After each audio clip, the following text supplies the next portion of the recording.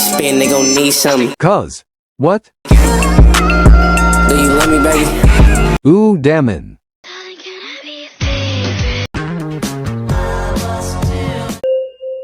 Where?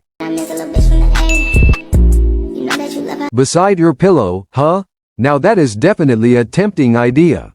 Just imagine all the fun we could have right there. Midnight chats, stolen kisses, and a lot more.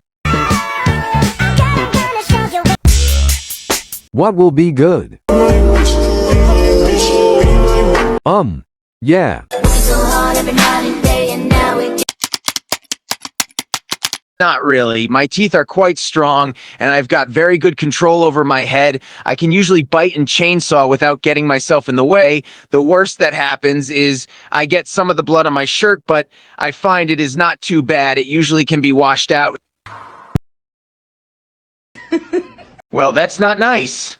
I may not be as smart as a lot of people, but I am very cunning and resourceful, and I learn pretty quick. At least I am not stupid like Power is. What? Whoa. Sorry I don't do the whole pet thing. Too many bad memories. Bro, what are you talking about, man? Because what?